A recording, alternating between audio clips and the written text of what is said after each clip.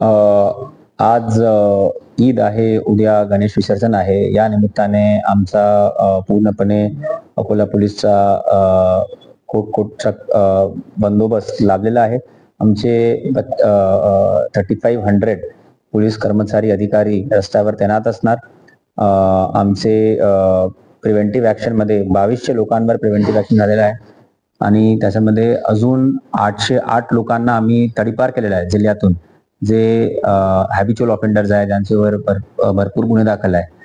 तसेच आमची दामिनी पथक ऍक्टिव्हेट राहणार. आमचा ट्रॅफिक मॅनेजमेंट प्लॅनचं नियोजन झालेलं आहे. सोशल मीडिया मॉनिटरिंग सेल आम्ही एक स्थापन केला आहे SP ऑफिसमध्ये आणि प्रत्येक ठाण्यामध्ये आम्ही एक हॉटलिस्ट तयार केली असे लोकांची ज्यांचे पार्श्वभूमी आहे गुन्हेगारीची आणि ते कधी अफवा पसरवू शकतात, किमान rumor मॉंगरिंग करू शकतात.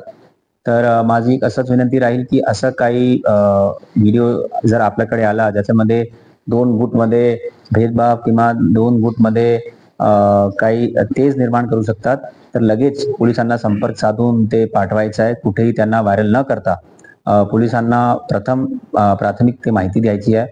112 आमचा एक असा नंबर आहे 112, ज्याच्यामध्ये आपल्याला 5 ते 7 मिनिटांमध्ये आमचा रिस्पॉन्स भेटतील.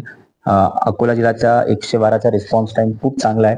तर मी एकच विनंती करणार की आपण 112 वर कॉल करा जर काही झाला. किमान जवळचा जे पोलीस कर्मचारी अधिकारी आहेत त्यांना कॉल करा, त्यांना सर्वांना SOP माहिती आहे. काही जर अफवा आली किंवा काही जर rumor मॉंगरिंग झाली त्याच्यावर विश्वास न ठेवा. फक्त पोलिसांचे जे काही अधिकृत सूचना असतील त्याच्यावर आपण त्याचं पालन करा आणि जर असा काही झाला तर आम्हाला लगेच कळवा. तसेच या बंदोबस्तमध्ये आम्ही ड्रोन स्कॅनिंग सुद्धा केलेली आहे. ड्रोन मार्फत आम्ही पूर्ण रूट ऑडिट करत आहे.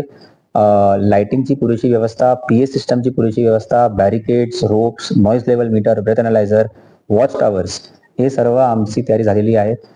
राईट गिअर व्यवस्थित, आमचा दंगाकाप योजना ची प्रॅक्टिस व्यवस्थित झालेली आहे.